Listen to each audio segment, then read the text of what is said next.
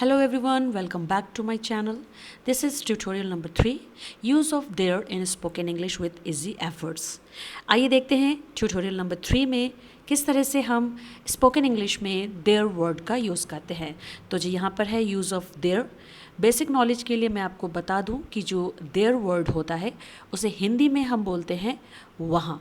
ठीक है, पर्टिकुलरली यहाँ पर वहाँ इसका अर्थ होता है, लेकिन इसके यूसेजेस डिफरेंट होते हैं. पार्ट्स ऑफ स्पीच के अंतर्गत इसे एडवर्ब ऑफ प्लेस कहा जाता है. जी हाँ, एडवर्ब ऑफ प्लेस एडवर्ब का ही एक टाइप है.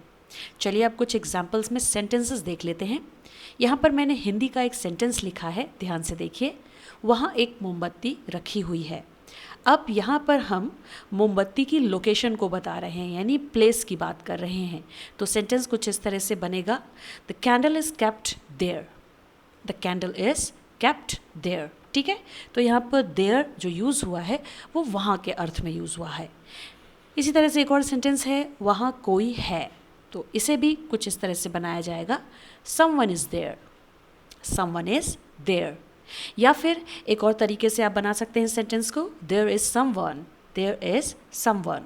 ज़रूरी नहीं है कि देयर को आप पहले लगाएं, आप इसे लास्ट में भी लगा सकते हैं या फिर पहले भी लगा सकते हैं. तो ये यहाँ पर बेसिकली मैंने आपको बताया कि देयर का यूज़ आप लोकेशन के लिए, प्लेस के लिए कर सकते हैं. कुछ और सेंटेंसेस देखते हैं नेक्स्ट स्लाइड में, जो कि यहाँ पर लिखे हुए हैं हिंदी में. पहले मैं इन्हें रीड कर देती हूँ. मुझे वहाँ जाना है. सेकेंड सेंटेंस, वहाँ तुम क्या कर रहे थे. थर्ड सेंटेंस, मेरा भाई कल वहाँ गया. आइए वन बाय वन इनकी इंग्लिश बनाते हैं. इन तीनों ही सेंटेंसेस में हम लोकेशन की यानी प्लेस की बात कर रहे हैं. तो फर्स्ट सेंटेंस है, मुझे वहाँ जाना है. सेंटेंस इंग्लिश में कुछ इस तरह से बनेगा, I have to go there. मुझे वहाँ जाना है, I have to go there. ठीक है. सेकेंड सेंटेंस देखेंगे, वहाँ तुम क्या कर रहे थे. इसकी इंग्लिश कुछ इस तरह से बनेगी, what were you doing there. What were you doing there.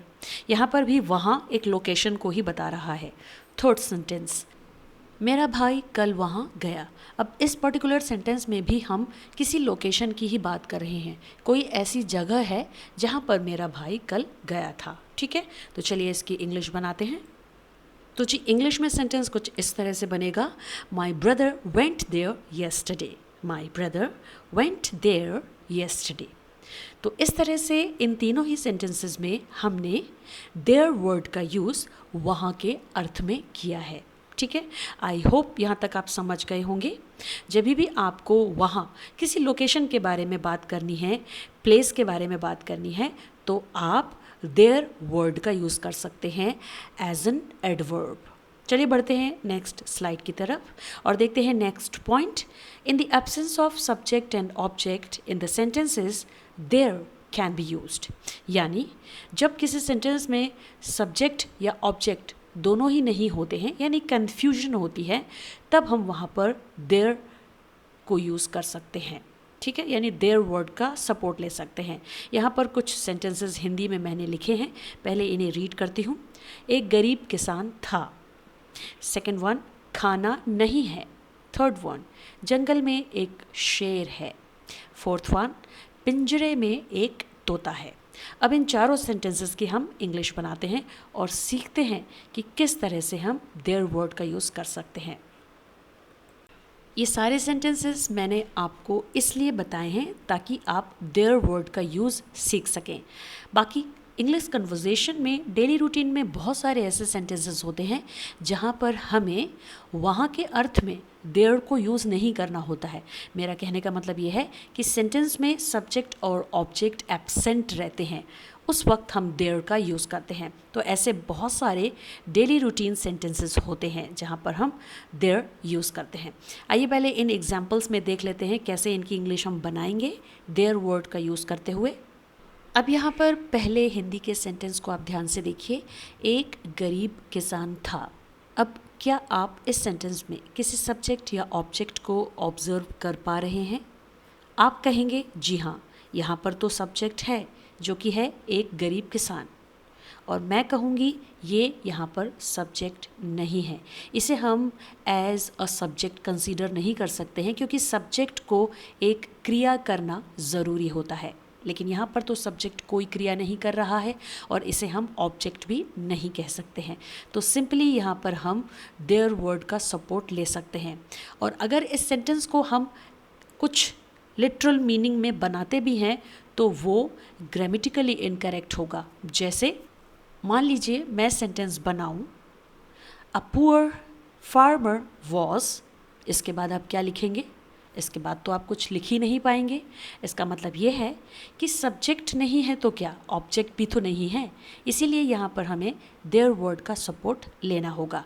तो सेंटेंस कुछ इस तरह से बनेगा, there was a poor farmer, there was a poor farmer. इसके बाद अगला सेंटेंस है खाना नहीं है। इसे हम कुछ इस तरह से इंग्लिश में बोलेंगे, there is no food, there is no food, क्योंकि यहाँ पर भी सब्जेक्ट और ऑब्जेक्ट में कन्फ्यूजन है। नेक्स्ट सेंटेंस है जंगल में एक शेर है।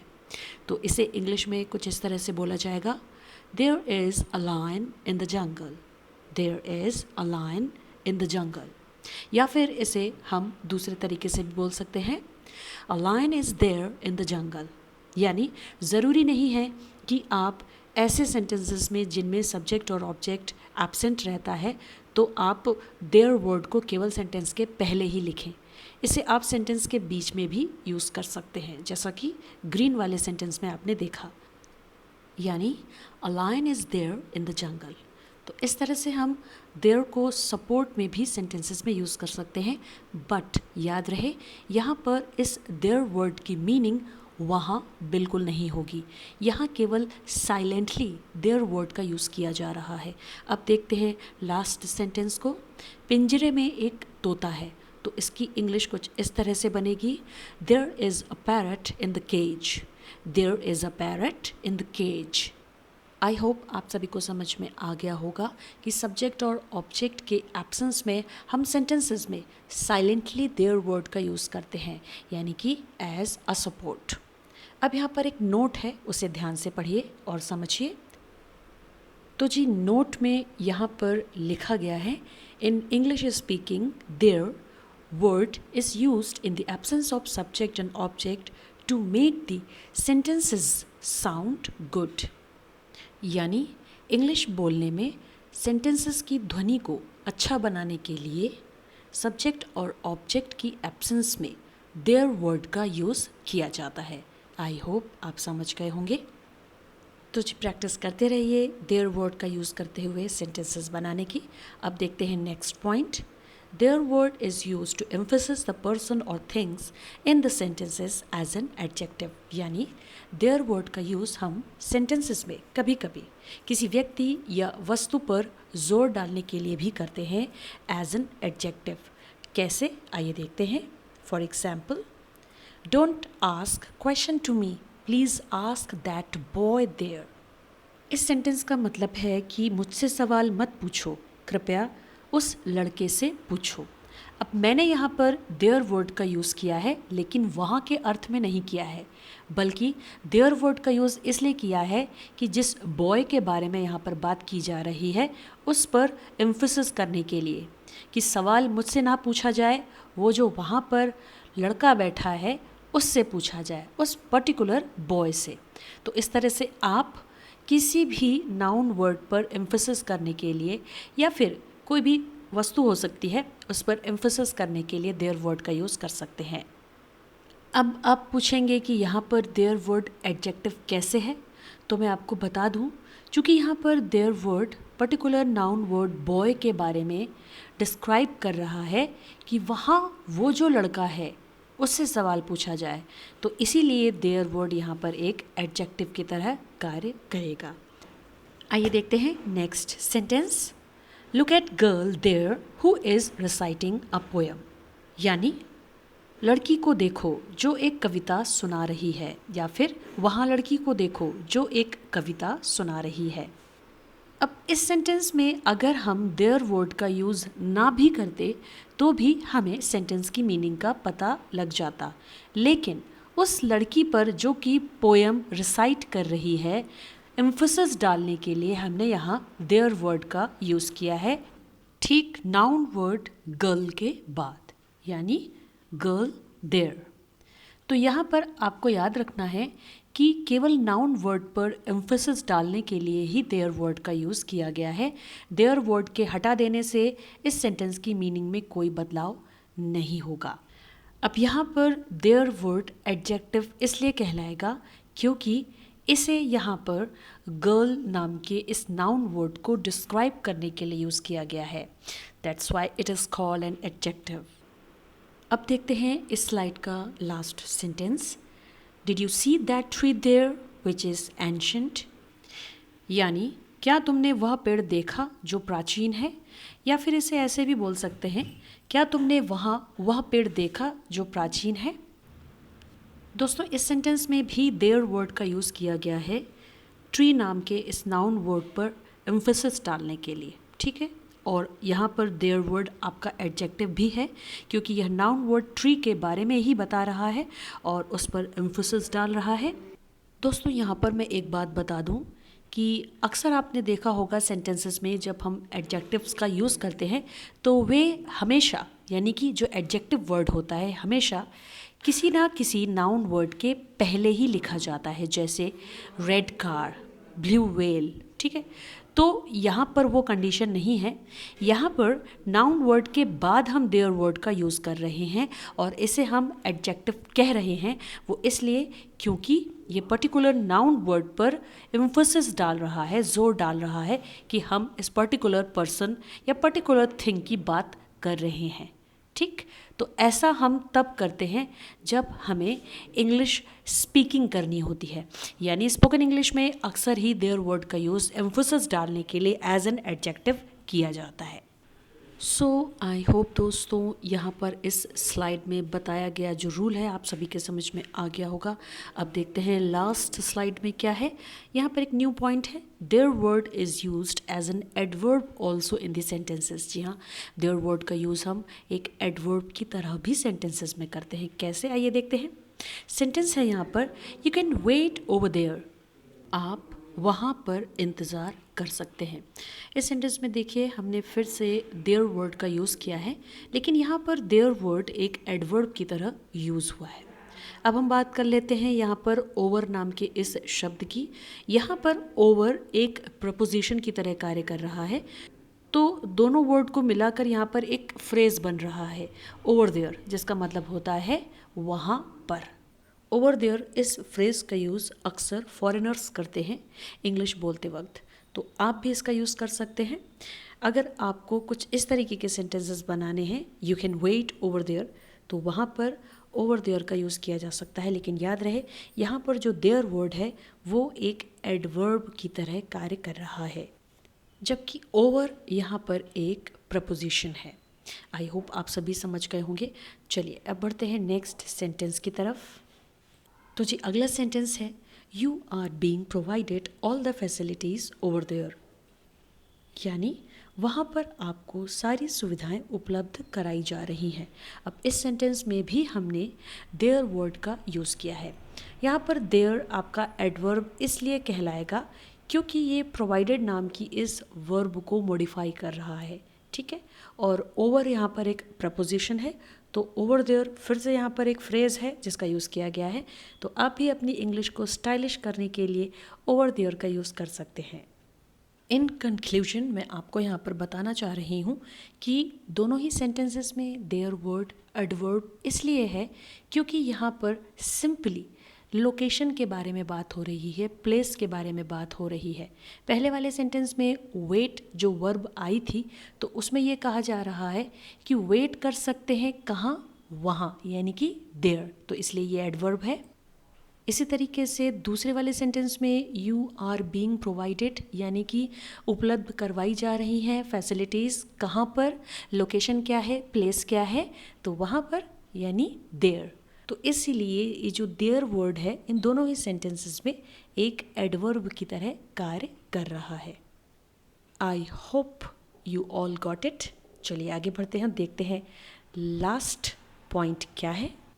तो आइए देखते हैं next and last point, there word can also be used as an interjection. जी हाँ, देयर वर्ड का यूज़ हम एक इंटरजेक्शन की तरह भी कर सकते हैं। इंटरजेक्शन यानी विस्मयादि बोधक। अब इंटरजेक्शन का मतलब क्या होता है, इसकी डेफिनेशन क्या होती है, ये आप सभी को पता ही होगा। अगर आपको पार्ट्स ऑफ स्पीच के बारे में जानकारी लेनी है तो आप मेरे चैनल पर जाकर पार्ट्स ऑफ स्पीच से रिलेटेड प्लेलिस्ट में जाकर उन्हें चेक कर सकते हैं। यहाँ पर मैं इंटरजेक्शन के बारे में डिटेल में बात नहीं करूँगी। फ़िलहाल इतना बता दूँ कि सडन फीलिंग्स को शो करने के लिए ही इंटरजेक्शन यूज़ किए जाते हैं। चलिए सेंटेंस देखते हैं। Hey there, how are you all. अब यहाँ पर इस सेंटेंस का मतलब है हेलो, आप सभी कैसे हैं। तो एक तरीके से यहाँ पर ये कह लीजिए कि एकदम से अपनी सडन हैप्पीनेस को शो करने के लिए और सामने वाले से उसका हाल पूछने के लिए कुछ इस तरह से सेंटेंसेस में इंटरजेक्शन का यूज़ किया जाता है देयर के साथ। ठीक है, hey there, how are you all. तो ये सेंटेंस आप यूज़ कर सकते हैं इंग्लिश बोलते वक्त किसी से किसी का हाल चाल अगर आपको पूछना है। याद रहे यहाँ पर देयर वर्ड का यूज़ एक इंटरजेक्शन की तरह हुआ है, क्योंकि इंटरजेक्शन की एक पहचान होती है, वहाँ पर एक्सक्लेमेशन मार्क लगा हुआ होता है और देयर के बाद एक्सक्लेमेशन मार्क लगा हुआ है, यानी हे देयर ये पूरा जो फ्रेज़ है ये एज एन इंटरजेक्शन यूज़ हुआ है। इन कंक्लूजन मैं आपको यहाँ पर ये कह सकती हूँ कि अगर आप किसी को ग्रीट करना चाहते हैं या आपके सामने कोई ऐसा व्यक्ति है, आपका फ्रेंड है, अचानक से आपके सामने आ जाता है, तो आप इस सेंटेंस का इस फ्रेज़ के साथ यूज़ कर सकते हैं। Hey there, how are you, या फिर hey there, how are you all. अगर एक से ज़्यादा लोग हैं तो आप बोल सकते हैं हाउ आर यू ऑल। यदि एक ही व्यक्ति है तो आप बोलेंगे हाउ आर यू, कुछ इस तरह से। दोस्तों यहाँ पर मैं एक बात बता दूं कि इंग्लिश एक लैंग्वेज होती है और लैंग्वेज कभी भी रटी नहीं जाती है। लैंग्वेज हमेशा सीखी जाती है और प्रैक्टिस में लाई जाती है। तो जितना आप सेंटेंसेस की प्रैक्टिस करेंगे, उन्हें फॉलो करेंगे, उतनी ही आप इंग्लिश बोल पाएंगे। ठीक है, so don't worry, keep practising. अब यहाँ पर किसी को ग्रीट करने के लिए या किसी का हाल चाल पूछने के लिए आप हे देयर यूज़ कर सकते हैं। इसके साथ ही साथ हाय देयर और हेलो देयर, इन दोनों का भी आप यूज़ कर सकते हैं, तो कुछ ज़्यादा ही स्टाइलिश लगेगा बोलने में। अब देखेंगे सेंटेंस। तो नेक्स्ट सेंटेंस है oh there, finally you have passed in UPSC exams. अब दोस्तों इस सेंटेंस में ओ देयर, ये जो आप फ्रेज़ देख रहे हैं, यहाँ पर भी फ्रेज़ के साथ देयर वर्ड का यूज़ किया गया है एज एन इंटरजेक्शन, क्योंकि देयर के बाद एक्सक्लेमेशन मार्क भी लगा हुआ है। अब यहाँ पर इस देयर वर्ड का यूज़ एक हैप्पीनेस को शो करने के लिए, एक जीत को, एक सक्सेस को शो करने के लिए यूज़ किया गया है, क्योंकि यहाँ पर इस सेंटेंस में बात हो रही है यूपीएससी के एग्ज़ाम्स में पास होने की। ठीक है, तो जब खुशनुमा माहौल होता है तब आप इस तरीके से फ्रेज़ के साथ देयर वर्ड का यूज़ कर सकते हैं, जैसे oh there. So my dear students, आप देयर वर्ड का यूज़ करना तो सीख ही गए होंगे। लास्ट में आप hey there, hi there, hello there, oh there, इन सभी फ्रेजेस के साथ देयर वर्ड का यूज़ एज एन इंटरजेक्शन करना ज़रूर सीखिए और अपने सेंटेंसेस में भी इन्हें इंक्लूड कीजिए, ताकि आप अपनी इंग्लिश स्पीकिंग को इन्हांस कर सकें। आई होप आप सभी को ये वीडियो ज़रूर अच्छा लगा होगा। नेक्स्ट वीडियो ज़रूर देखिएगा, क्योंकि वो वीडियो होगा tutorial number 4। So guys, stay tuned with our channel and keep practising. Thanks for watching the video. Take care, bye bye.